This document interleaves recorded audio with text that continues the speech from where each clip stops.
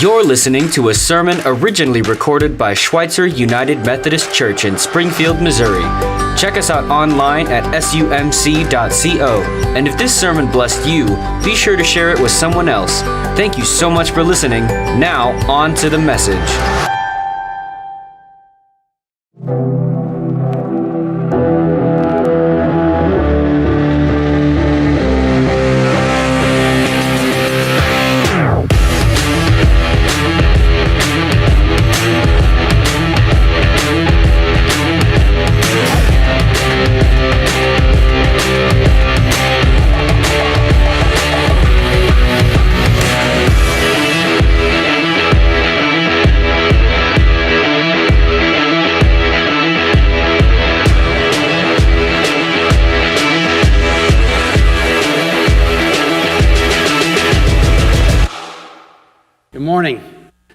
I'm Pastor Bob. I want to visit with you today about the life of discipleship. We are on this journey together, this spiritual life journey, this understanding of going deeper in our faith. And last week we started out by talking about recognizing God, seeing God in our life, maybe having serendipitous moments, but coming to this reality of, oh my gosh, Jesus is who He says He is. And how do we come into faith in Christ?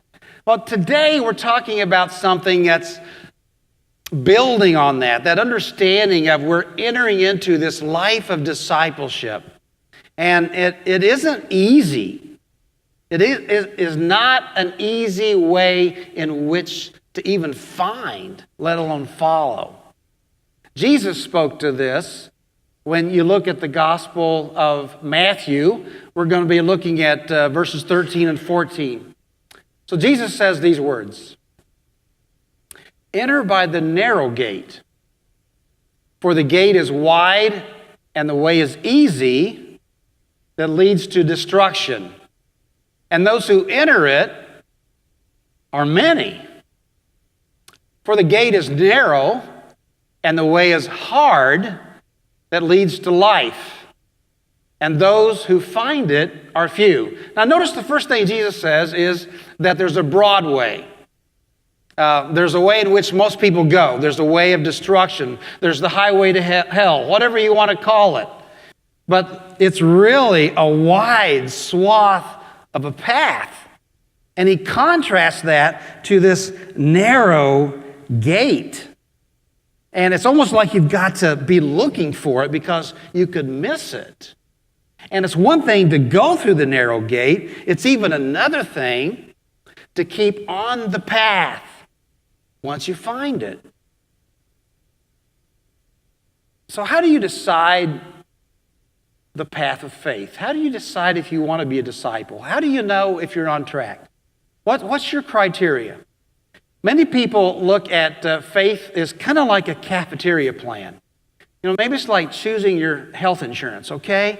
I've got a different plan than you probably do because of my age and my age factors, and I'm married and I don't have any children at home, but we do this, don't we?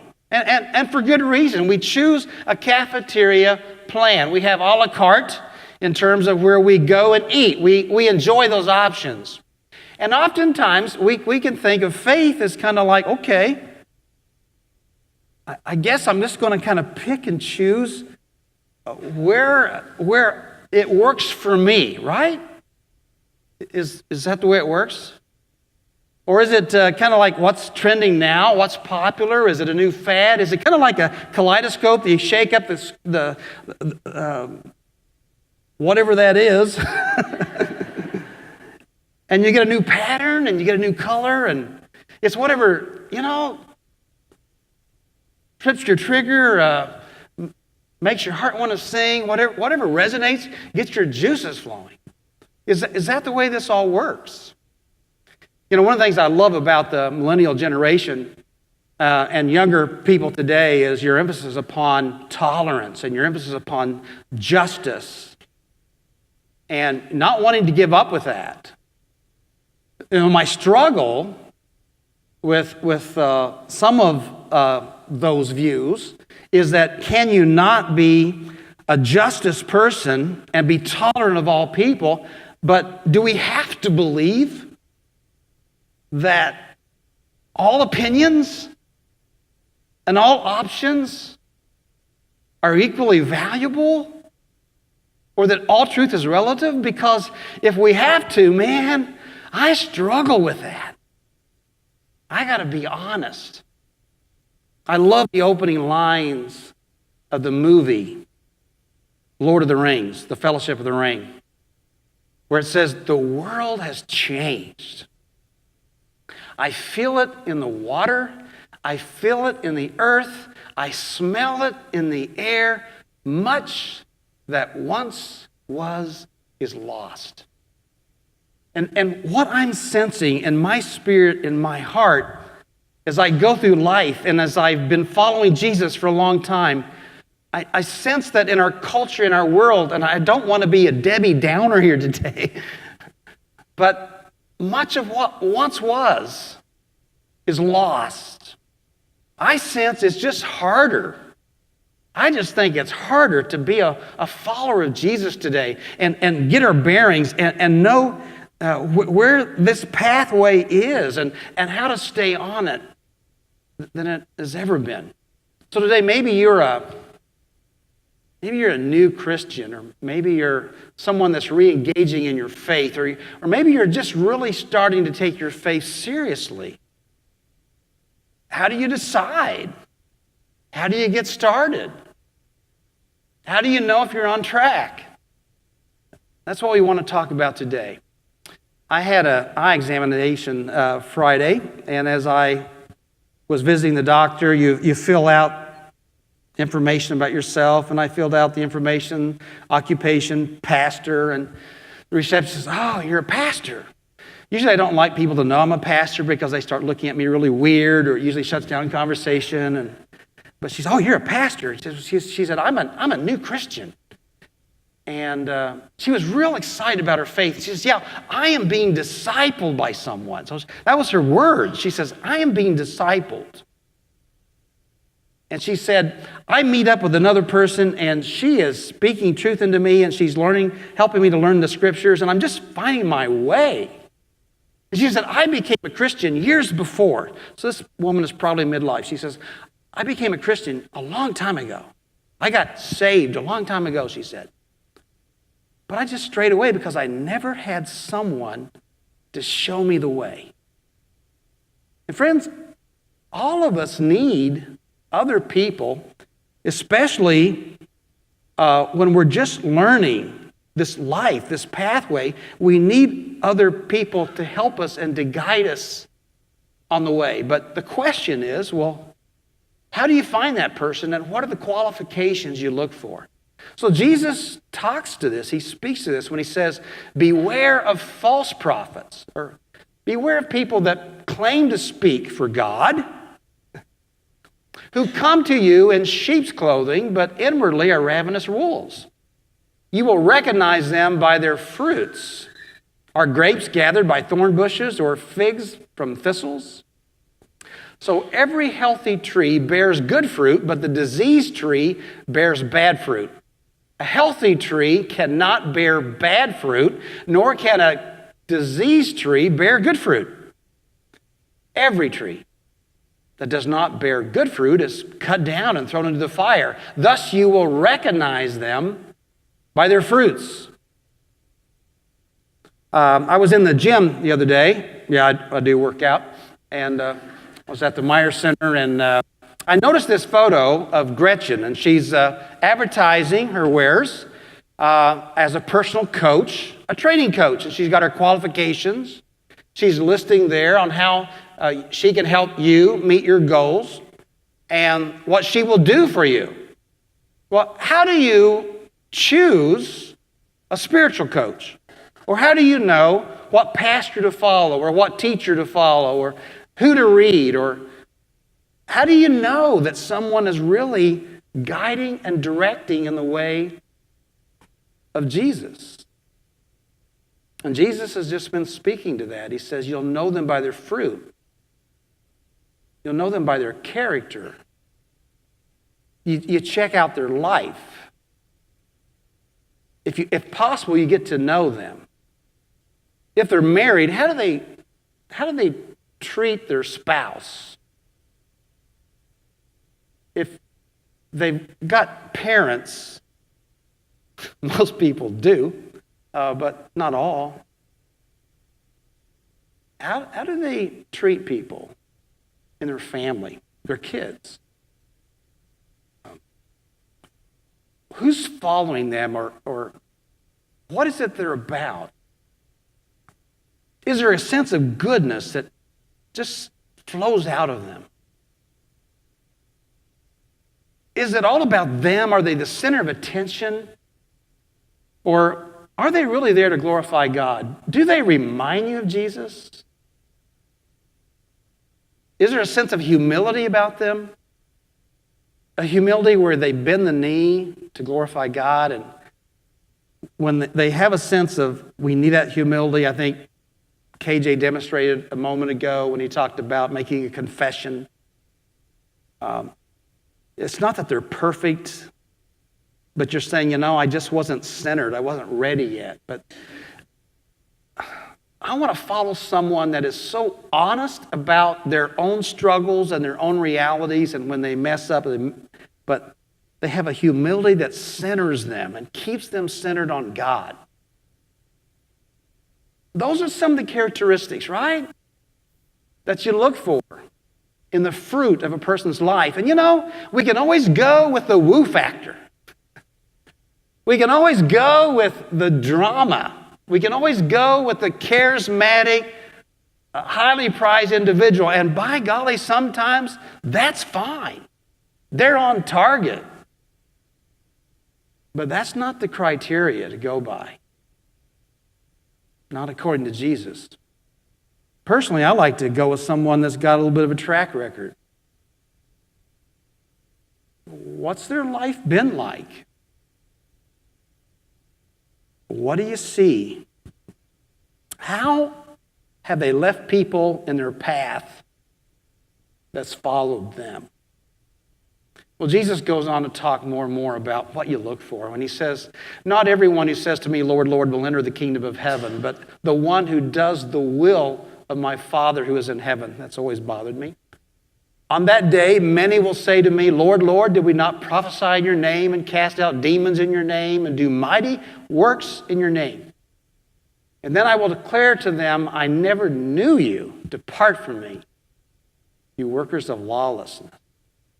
So according to Jesus, people, even groups of people, can be led astray. Whole groupings of people can get toxic and we can get too rigid. Or some people can be doing these great, mighty things for God, and yet God is not in it. God never asked them to do it. It's really showy on the outside. But inwardly, there's not much there. Where's the substance in this person's life?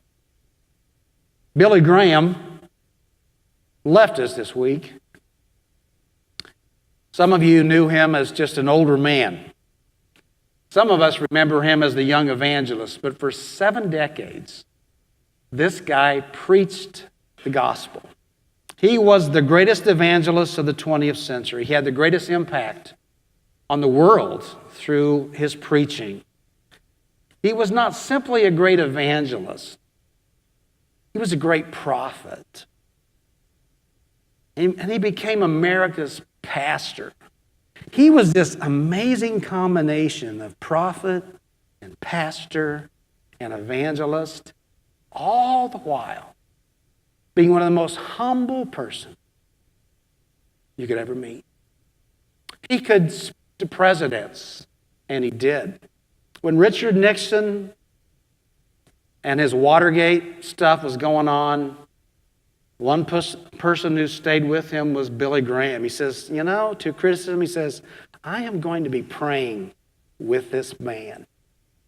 He wasn't someone that would walk out of the room when everybody else was.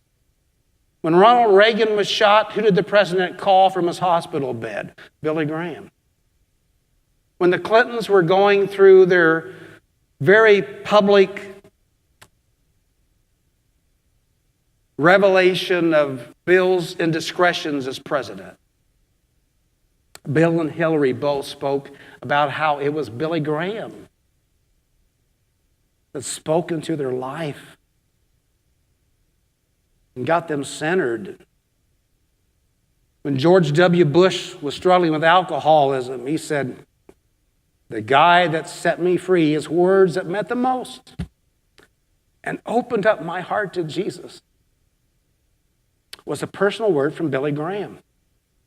So he demonstrates how you can be this great public figure, you can be this great evangelist, this great speaker, but being a prophet, sometimes it's that one-on-one. Someone is talking to us in a personal way. So, who is that person for you?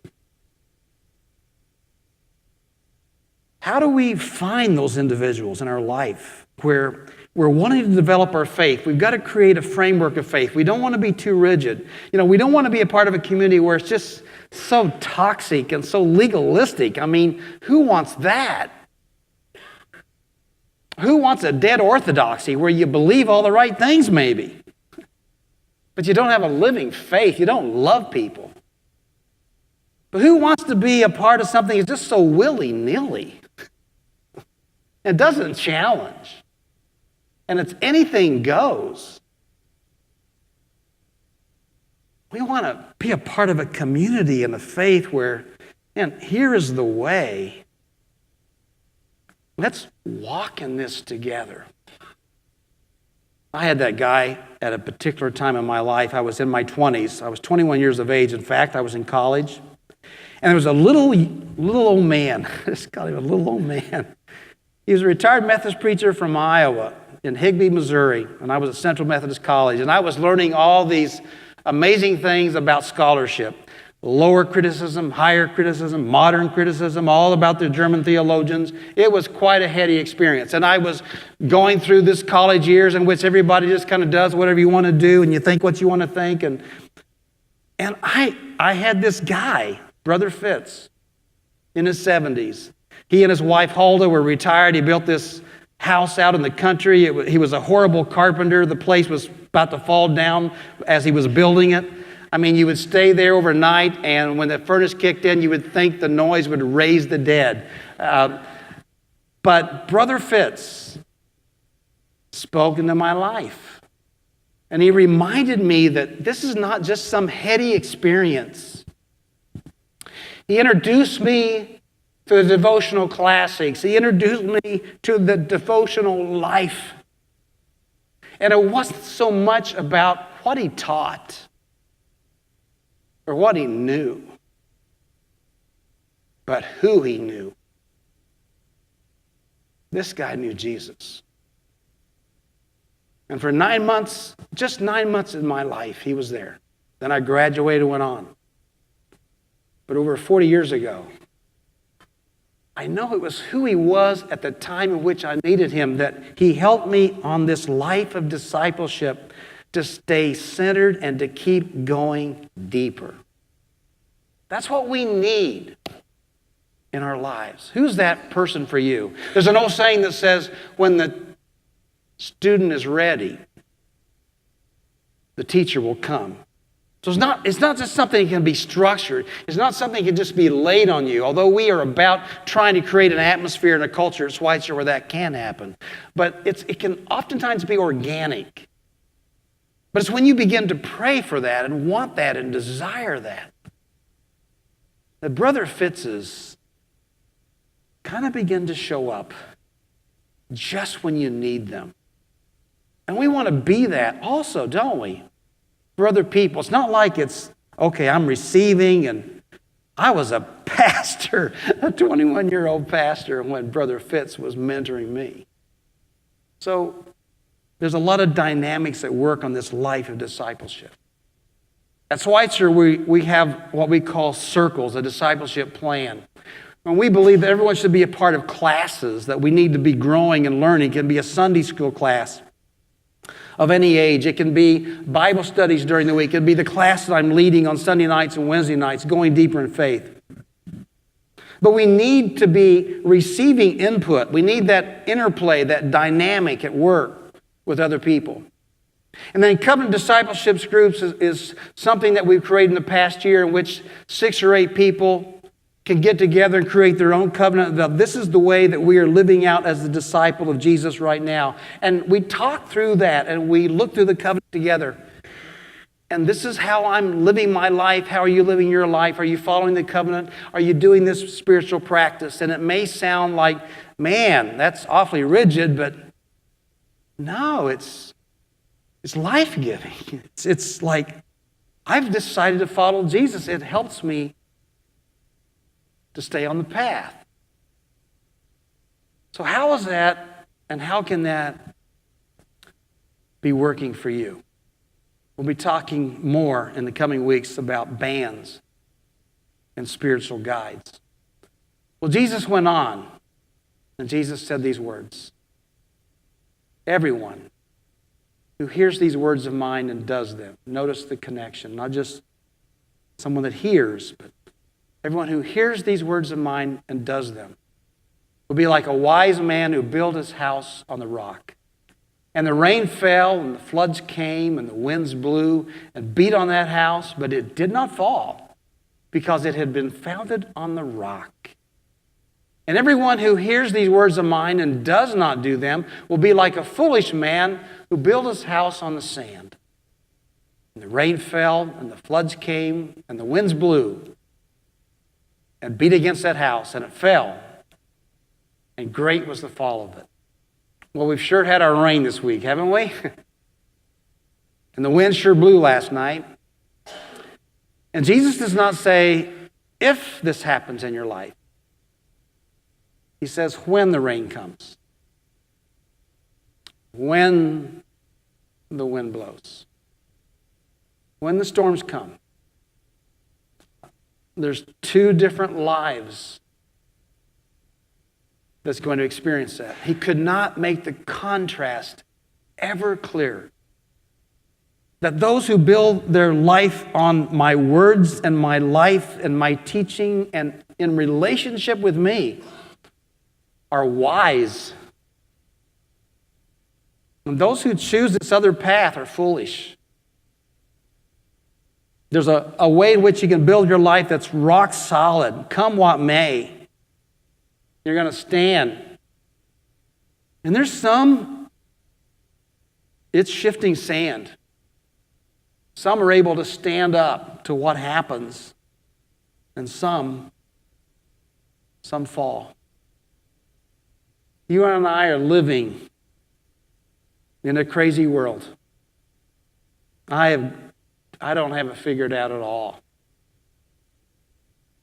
There are so many things happening, and there's so much information. And there's so many different things that you can choose to believe, and so many different practices and values you can adopt.